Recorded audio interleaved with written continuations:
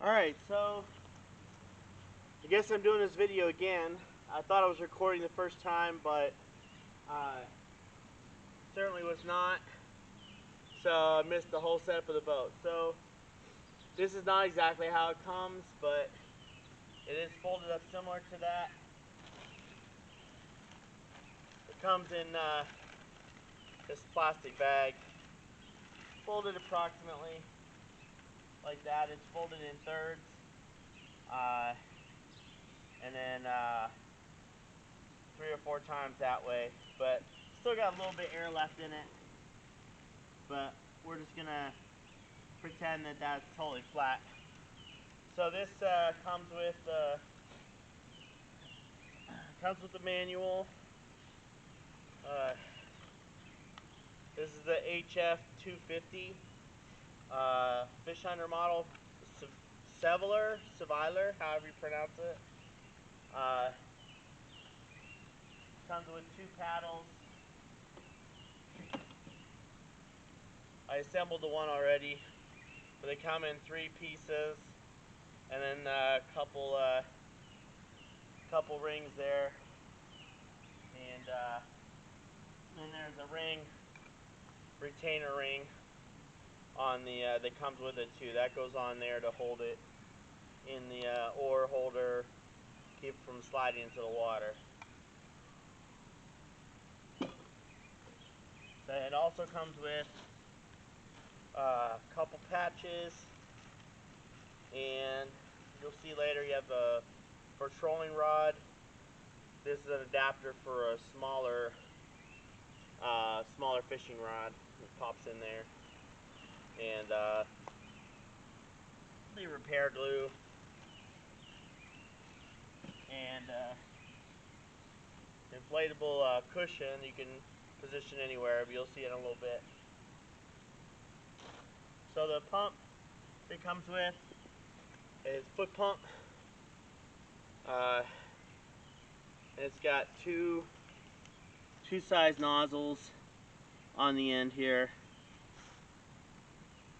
for the different valves. It has a inflate and a deflate port. The hose screws in to those ports, and also integrated with the clip to hold the pump shut when you're not using it. So pretty nifty, nice compact storage. But we're gonna go ahead and give the foot pump a try. I'm a little out of breath from earlier after I made the video, so we're gonna go ahead and inflate this again. So I'm gonna go ahead and unfold it. So it comes like that, folded 3 times that way, and then in thirds this way. It's kind of a common thing when you get inflatables like this, or tent sleeping bags. That's typically how they're packed. So on here, there's actually four types of valves. They show you an inflation order with numbers 1, 2, 3, excuse me, and then 4 right here. Alright, so we're going to start, that's the order of inflation.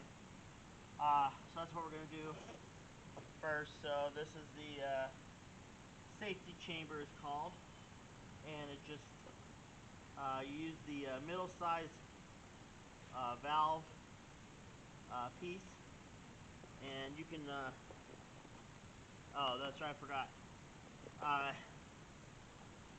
So this is, you may have used inflatable beds before, air mattresses. There's 2 parts to this cap.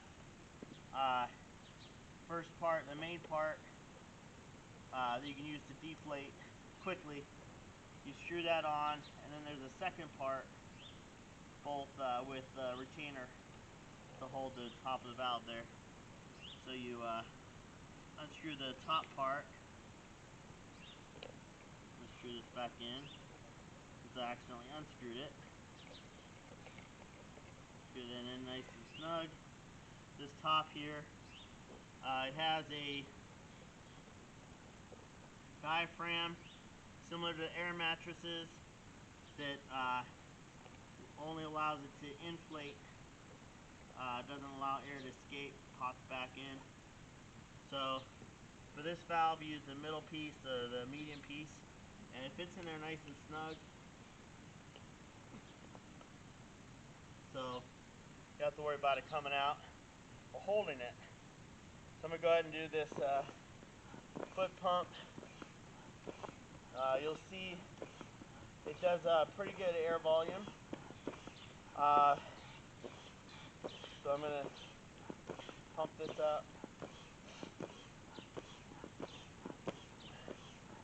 You'll see it's got the trolling rod holders there on the back where I've got the pump here, the oar holders, chainers, however you call those, handles. It's got a carry handle in the front there, and you got the Dacron rope along the outside. Makes it nice to attach. If you're using it for fishing, like a bait bucket or your fish basket, live well if you want to use that.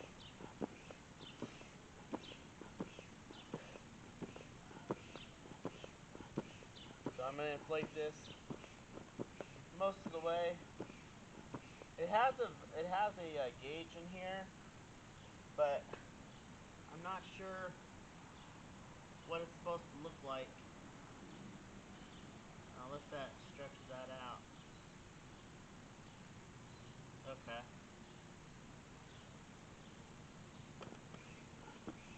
So there's an A and a B mark. Apparently, probably pulls that marker down as it inflates. So it's pretty firm right now. Just gonna do that, not for full inflation, for demonstration purposes. So we're gonna be finished with that. I'm gonna take this valve off here, or the hose off. That fits real snug in there, and then you're gonna screw this cap on, just for extra measure. So yeah, that's called the safety chamber. Now this next valve, number 2, it's a floor. It's a rigid air suspension floor. Now, it takes a smaller valve. Now the trick with this is, if you know with the old beach balls, blowing them up, having to hold that valve closed after you were done blowing. This, I'm not sure why it doesn't fit better, but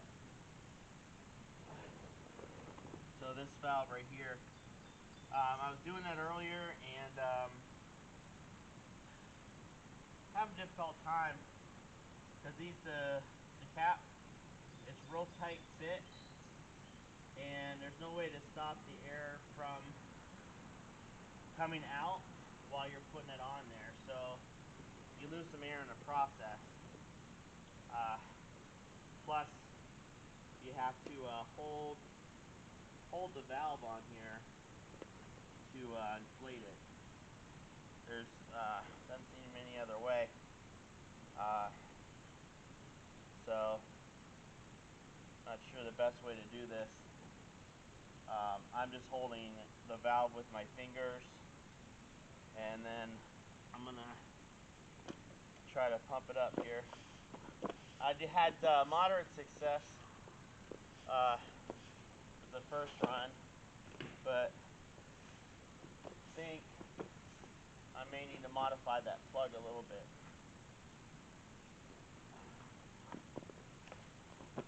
So this pump definitely gives you a workout. You can use an electric air pump, air compressor, like they have for the air beds, air mattresses.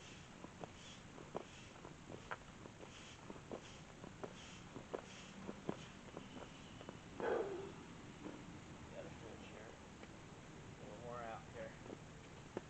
So, I mean, this pump moves quite a bit of air at a time, so nice big solid bellows.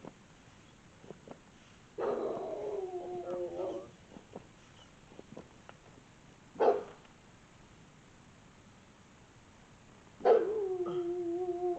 That's the neighbor's dog. Thinks I'm in his territory.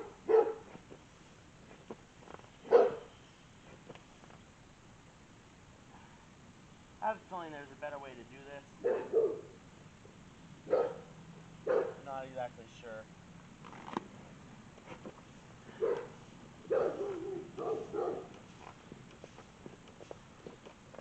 Not even sure if the air is going in there or not.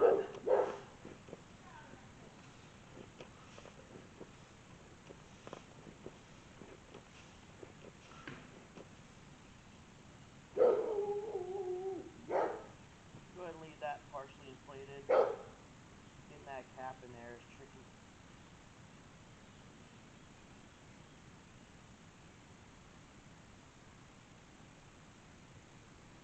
I'm going to shave that cap down a little bit. Make it easier to go in there. And then the valve pops in just like the inflatable beach balls and air mattresses. So it's not protruding out. So that's the second valve there. And then you've got the third valves. There's tunnel chambers. There's one on each side. Those also use the smaller valve.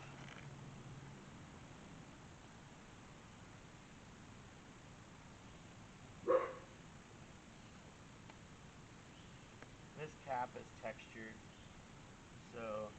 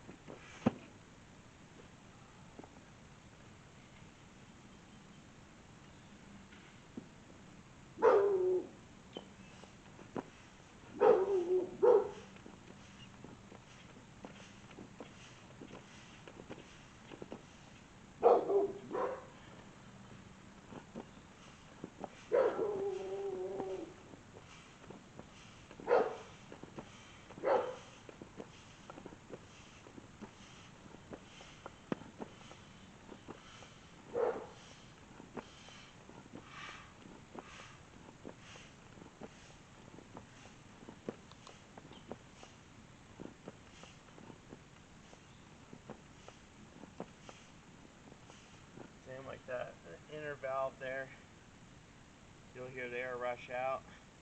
You almost got to be ready with this cap. And it's tricky to get in there because it's a really tight fit. That dog doesn't like me in the territory. You know, it's a totally different yard.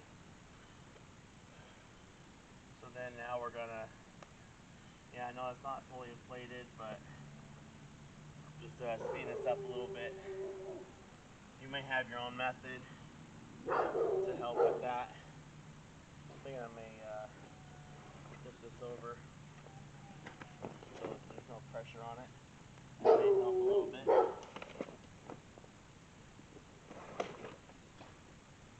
we're going to go ahead and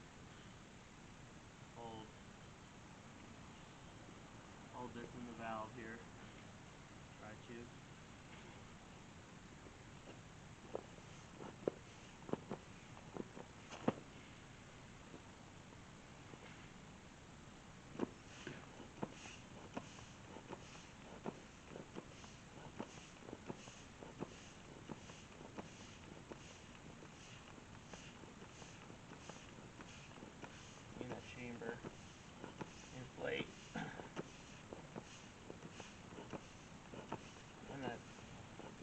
Bottom there is supposed to be more rigid, but again, tricky with that valve cap.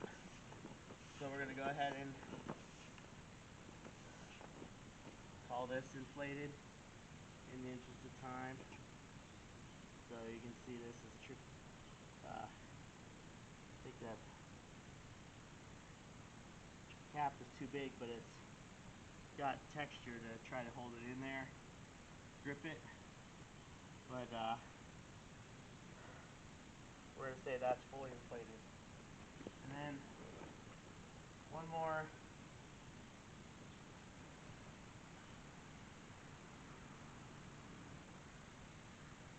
is the last one, number 4. Again, it's got 2-part cap. Screw the main cap in, and then unscrew the diaphragm portion, and then we're going to switch back to the medium tip, and then we're going to go ahead and push that in there, wedge it in there nice and tight, and we're going to go ahead and inflate the main chamber.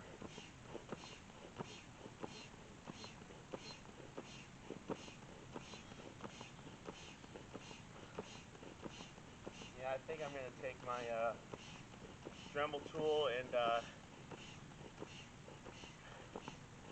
was going to do the cap, but probably do the inside of the valve. Shave it down a little bit, make it a little easier fit in there, because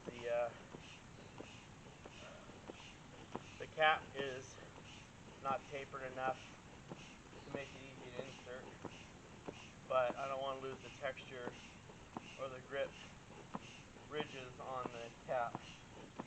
Alright, so almost done here.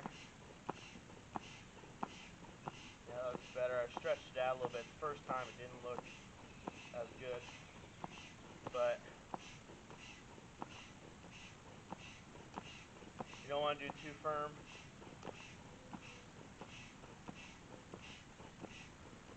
This has a hull identification number for registering it. If you're going without the motor, which I'm not going to use a motor, I'm just going to use it as a rowboat. You just have to have, in Pennsylvania, you have to have a launch permit. It's kind of like registration, but not. So that's what I'm going to do with that. I'm going to be going camping here down at a state park, and I've already talked with the ranger, and they mentioned the launch permit. I'm going to get that. It's like, I think, $12 a year. Good for a year. From January to December calendar year. 22 for a 2-year permit. But I'm going to start with the one. But I'm going to show you. We'll just call that inflated. Pull that tip off there. Screw that on.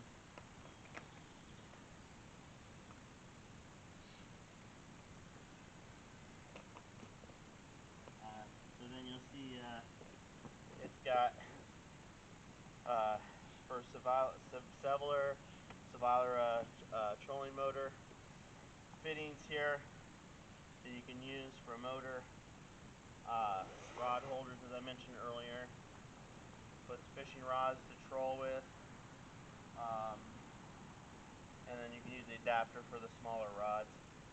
These are paddle clips on each side. Now there is a plug on each end, but that goes straight to the bottom right here. So I think maybe that's to let any water out, since they're right at the end, while it's inflated, is my guess.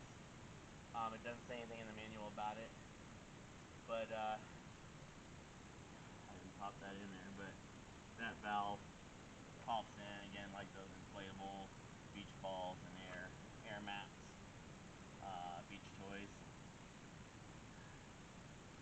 all in all, looks like pretty sturdy material, and these O-rings don't come in it. They actually just that didn't make a liar out of me.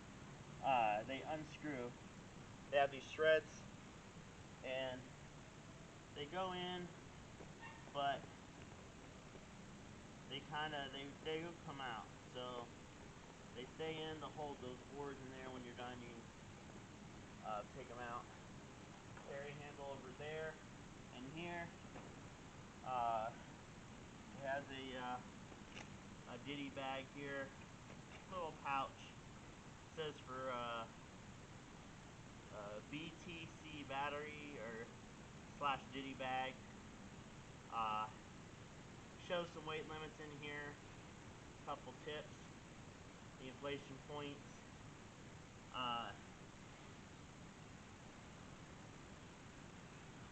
And it shows a maximum capacity of 3 people or 450 pounds, 600 pounds with persons, motor and gear. You can use up to 2 horsepower motor on it, it says, but it recommends in there that it's use a little less than that, but I'm not going to use a motor in this case. So the gauge I was talking about is right here. It has an A and a B mark. I'm guessing that the more you inflate this, maybe it pulls that down. I'm not sure how that works, but I mean, it seems to be pretty